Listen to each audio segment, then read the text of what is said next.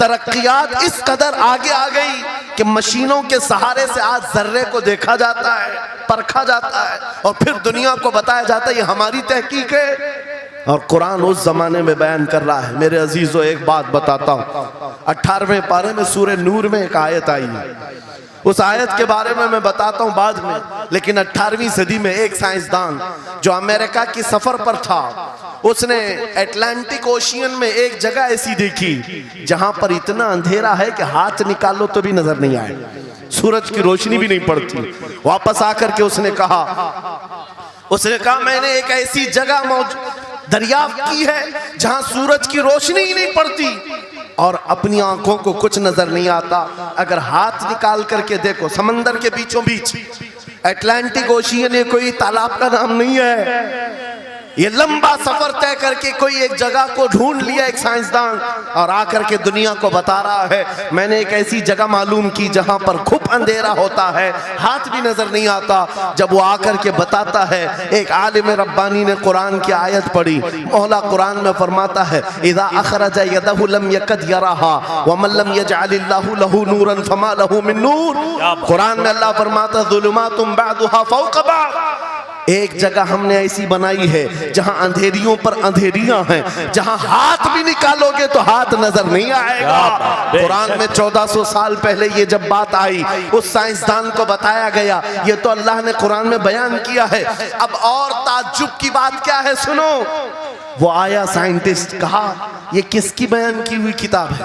کہا محمد رسول اللہ کی، مکہ میں پیدا ہوئے، مدینے میں زندگی گزاری، آخر دن کی۔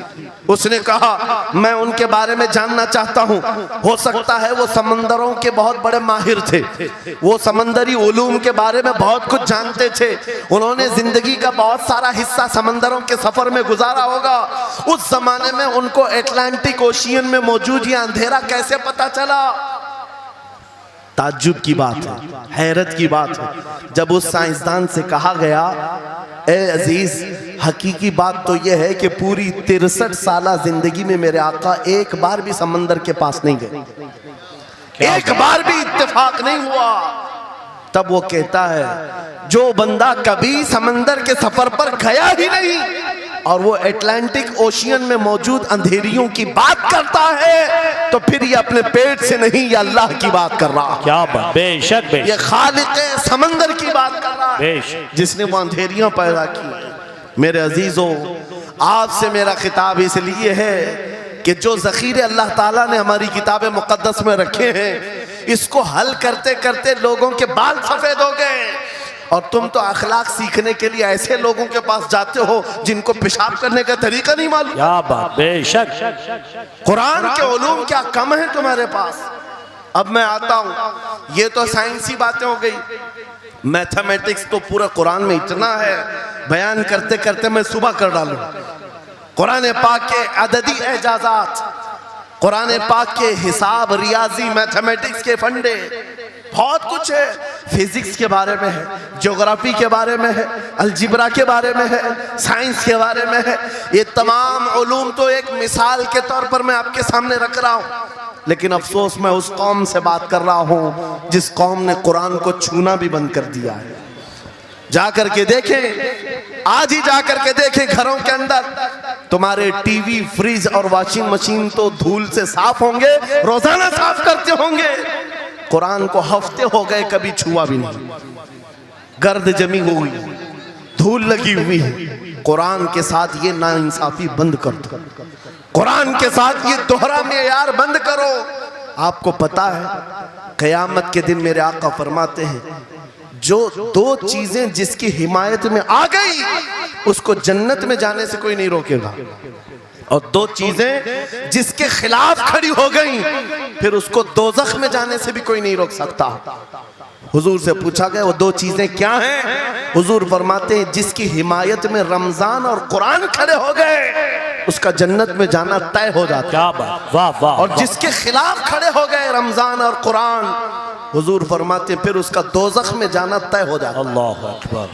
اللہ کے رسول دانائے غیوب کائنات کے سردار میرے آقا دعا کرتے ہیں اللہم اجعل القرآن حجتا لنا لا حجتا علینا۔ یہ میرے نبی کی دعا ہے. آپ توجہ کریں, حضور جب یہ دعا کر رہے ہیں, اے اللہ قرآن کو قیامت کے دن میرا حمایتی بنا, میرے خلاف نہ بنا. کیا بات, واہ. صاحب قرآن خود کہہ رہے ہیں قیامت کے دن اس کو ہمارے خلاف نہ کھڑا کر, قرآن کو ہمارا حمایتی بنا. اے لوگوں, ہم کون سی زندگی گزار رہے آج؟ بہت دور ہم آ چکے, بہت دور ہم آ چکے. آج قرآن کی تعلیم کو بھی اتنا سستا سمجھا جاتا ہے, اتنا سستا کہ آپ کے پاس اگر بچے کے پاس ٹائم ہوا تو مدرسہ بھیجو, نہیں تو چھوڑو جائے. مدرسوں میں آنے والے وہ بچے جن کی ناک بہ رہی ہو, کپڑے ڈھنگ کے نہ ہو, قاری صاحب اور حافظ صاحب خود ہی اس کو صاف بھی کریں, خود ہی پڑھا کر کے بھی بھیجیں. کیا تم اپنے وقت کی مشہور کانوینٹ اسکول میں بھی اسی طرح اپنے بچوں کو بھیجتے ہو؟ وہاں پر غیر حاضری سے کتنا ڈرتے ہو, اپنی چھٹیاں ترک کر دیتے ہو, رشتہ داروں سے ملنا بند کر دیتے ہو. نہیں, بچے کی اسکول چھوٹ سکتی ہے, لیکن قرآن کے ساتھ کیسا دوہرا سلوک ہے, قرآن کے ساتھ کیسا معیار ہے. اس اسلامک چینل پر ایسے ہی بیان تقریر کی ویڈیو آپ کو ملتی رہے گی. اس کے لیے آپ چینل کو ضرور سبسکرائب کریں.